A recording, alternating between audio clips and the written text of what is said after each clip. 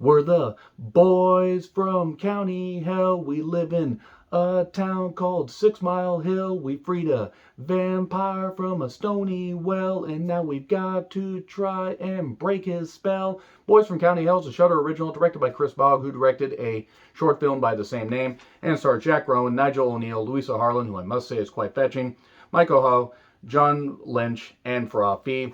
And they are in a small town in Ireland called 6 Mile Hill, where everybody knows each other, and some people are not happy being driven out of their homes because a project is going to cut right through some houses and some lush Irish farmland and just land in general. And yeah, I wouldn't be happy being kicked out of my home either.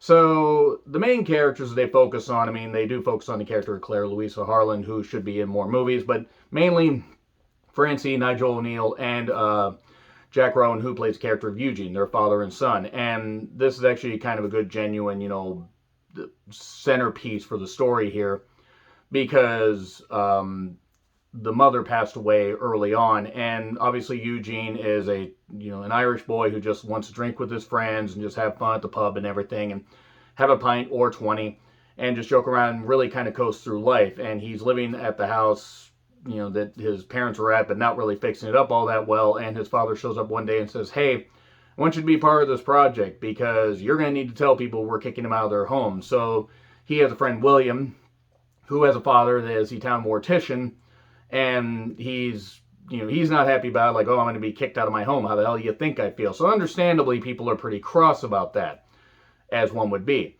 And during one of the first days on the project, there is this stony, pile or whatever. Like, you're not supposed to touch that. Don't touch it at all. Don't go near it. What the hell are you goddamn doing? What the hell's wrong with you?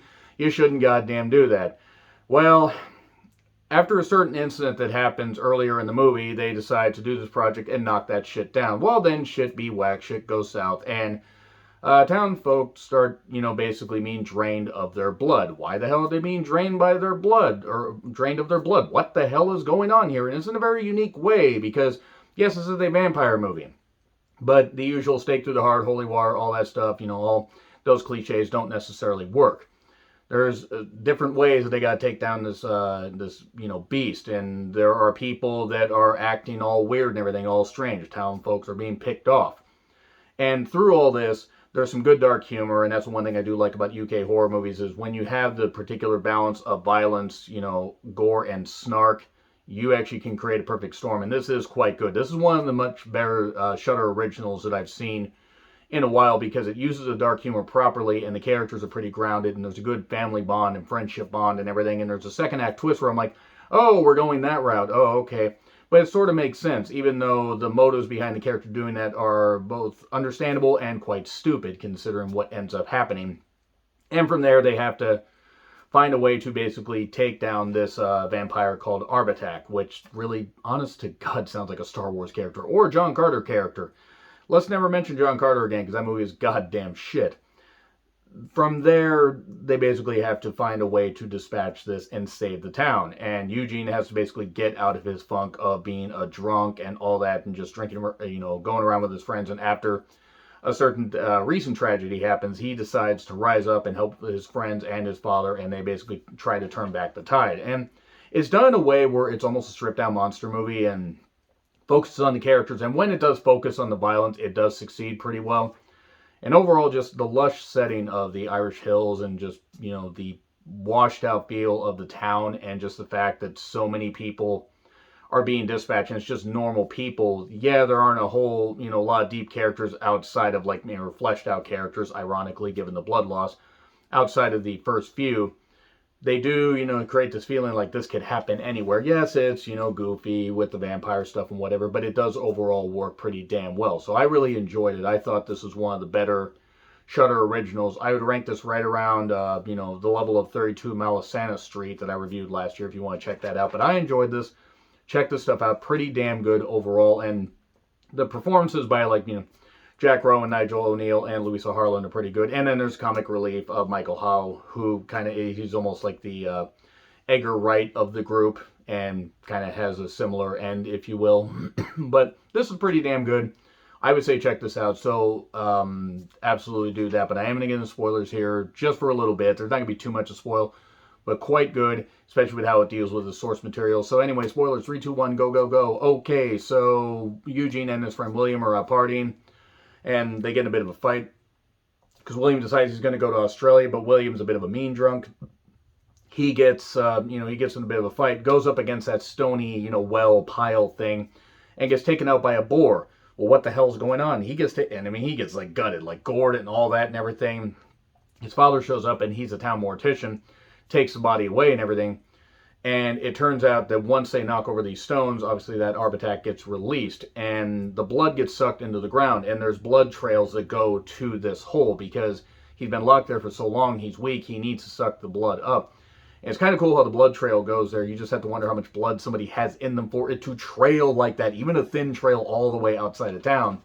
But that was pretty cool. And then eventually, there's like an infected person. There's like this Charlie, night watchman. He gets infected, and they have to find a way to kill him. He's got a pipe through his chest, and they're trying to kill him. And his heart, give it back. They throw the heart in the grave, and then they have to pile stones on him. So the normal stake, holy water, all that stuff doesn't work. You have to bury people and pile stones on top of them. Apparently, when you get a vampire stoned, that's goddamn it. And from there, they had some pretty good lines. The dialogue actually is pretty well written, I will say that. Really, really good exchanges between the characters, and from there, Michael Hall's character gets dispatched. He gets bitten at one point because it turns out that William's father, the town mortician, saved him, but he's infected and locked in the good room, as he calls it. And then he escapes. He dispatches the mother. He dispatches his father, your mother, your sister, your brother too. And then he ends up eventually getting killed. So everybody pretty much then starts getting their blood drained from them. Everybody separates to go get their favorite people. Claire, Louisa Harlan, who I really again think should be in more movies, more mainstream movies. I think she's got quite a look. She rescues her mother. And everybody's just trying to get at get a way to bury this Arbitak, because they finally bury him underneath this barn that Eugene and Francie have, the barn on their farm.